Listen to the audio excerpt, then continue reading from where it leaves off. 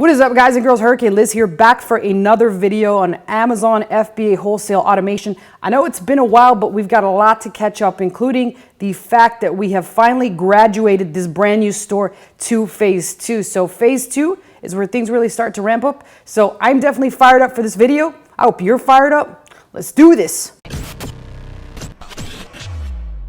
All right, guys, so I'm fired up for this video, about as fired up as a fat kid loves cake. And we know that that's a lot, especially one like me who loves cake. So let's talk more about this particular store and how we got here. Let's quickly recap that just so you guys have an idea of how that goes about. And again, I want to encourage you, if you're at all interested in either getting an Amazon FBA wholesale store fully automated and or doing it yourself or having it done with you, my email is below. Make sure you reach out and I will be more than happy to respond to those.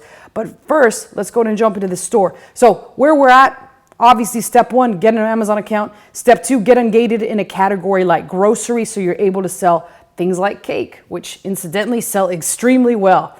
And then step 3 is try and get as many inventory units allowed to get sent in. And the only real way to do that is by selling a bunch of them.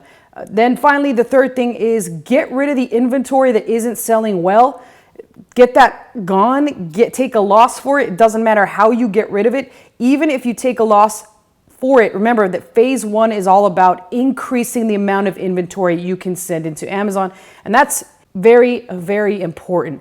If you can clear that space out and get some more inventory units allowed to be sent in, at some point you're going to be sitting pretty, because as you grow this store, your ability to add more and more SKUs will become inevitable and you will make more profit on adding more and more SKUs. So let's take a look at some of the sales that we've missed since we've passed and crossed over into phase 2. Well, you're going to notice that there are still a lot of units that we are taking a loss on, and that's for a very specific reason. Again, like I said, we don't want to hang on to inventory that's not selling. We don't want to sit and pray that this shit sells. We want to just get rid of it, make sure it gets sold, even if we take a loss. Remember, we are taking wins on a lot of other products, and the goal of phase 1 is really not to profit. Even though you will make very little profit, you'll still make some.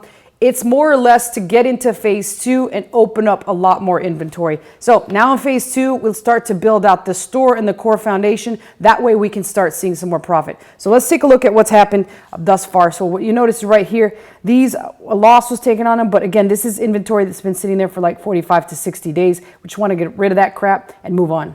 And you'll notice that's the same thing for this product right here. But then you also notice that there are some products that are still making a decent amount of profit. You'll notice this one here, $6.18. That's 20.6% profit, 46.82% ROI.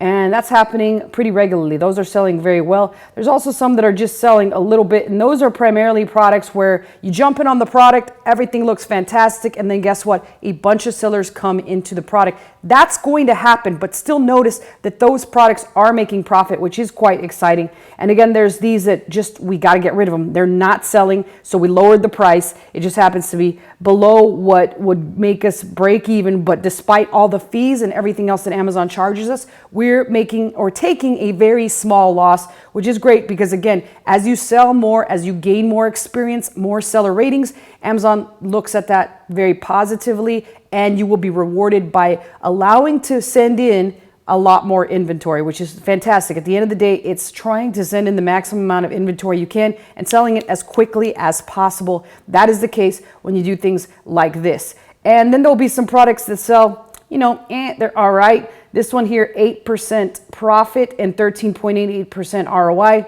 The good news is with that, we're not losing any money, even though we are gaining a wee bit. That's a word of the day, a wee bit.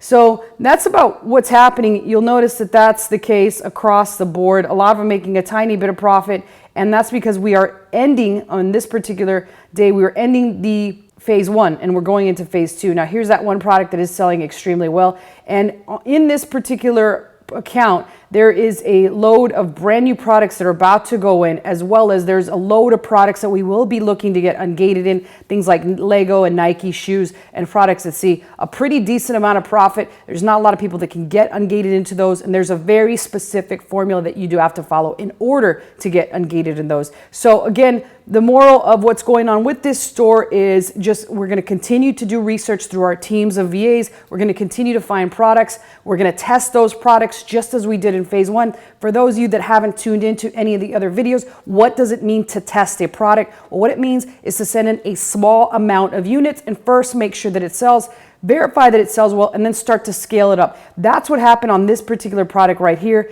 that is selling for $618, which is 46% ROI. That product sold with a couple test units. Test units were anywhere between 3 and 6 units. Once those sold, then we looked at the overall demand. We measured to see if it was there or not through the use of a tool like Keepa. If you guys haven't seen, I do have a pretty good Keepa video that shows you what to be looking for on Keepa, as Keepa will give you all the clues that you need to have in order to be able to tell how many units to send of any individual product. But remember, do not be fooled at first by how many units Keepa says to send in. You have to test the market. And the way that you test that market is by, as I just said, sending in anywhere between 3 and 6 units. First, verifying that those units sell, and then scaling that up gradually over the course of time. As you scale it up gradually over the course of time, that's when you'll be given clues as to how many to keep sending in. You don't want to get stuck with your pants down and a bunch of units in the Amazon warehouse only to have to take a loss. You don't want to take an L. You want to make sure you take that dub by slowly scaling that store up. Then and only then will you be able to tell and know how many units you should be sending in. And again, at the end of the day, you're making a guesstimate based off of all the information that you gather, and you want to make sure that Keepa is part of that whole process. So that's pretty much it for this update on where the store is at. I told you I'd be short. I told you I'd be sweet.